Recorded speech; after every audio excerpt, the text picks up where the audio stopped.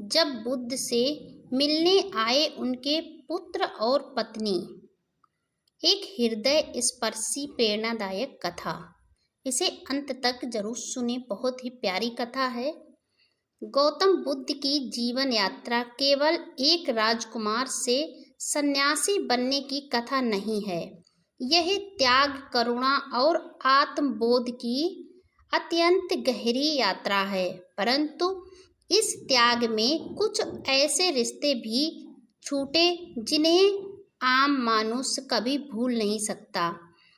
पत्नी यशोधरा और पुत्र राहुल। इस कथा में हम उस क्षण को विस्तार से जानेंगे जब वर्षों बाद बुद्ध से मिलने उनके पुत्र और पत्नी आए और वह संवाद हुआ जिसने समूची मानवता को प्रेम, त्याग और सत्य का अद्वितीय संदेश दिया। राजकुमार सिद्धार्थ ने जब घर छोड़ा था, उस रात यशोधरा ने एक पुत्र को जन्म दिया था। राहुल सिद्धार्थ ने उस नवजात की एक झलक देखी पर उसे उठाया नहीं। मन में गूंज रहा था एक ही भय, इस मोह से ऊपर उठना होगा।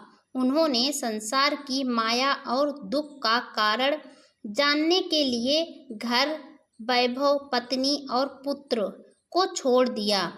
यशोधरा को अगले दिन पता चला कि सिद्धार्थ चले गए हैं। उनके लिए यह एक वज्रपात जैसा था। एक स्त्री जिसने अपने जीवन का हर पल एक राजकुमार के साथ बिताने का सपना देखा था, अब एकल माँ बन गई थी। यशोधरा ने न कभी बुद्ध को कोसा, न ही किसी के सामने शिकायत की। उन्होंने कहा, अगर उन्होंने सत्य के लिए हमें छोड़ा है तो मैं उस सत्य की प्रतीक्षा करूंगी। उन्होंने अपने पुत्र राहुल को राजसी वैभव से दूर संयम, शिक्षा और विनम्रता के साथ बड़ा किया।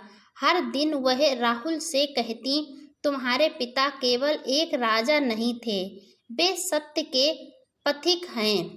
एक दिन वे लौटेंगे और तुम्हें भी सत्य की राह पर ले चलेंगे।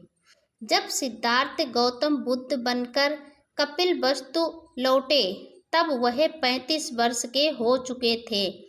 अब वे सम्राटों के नहीं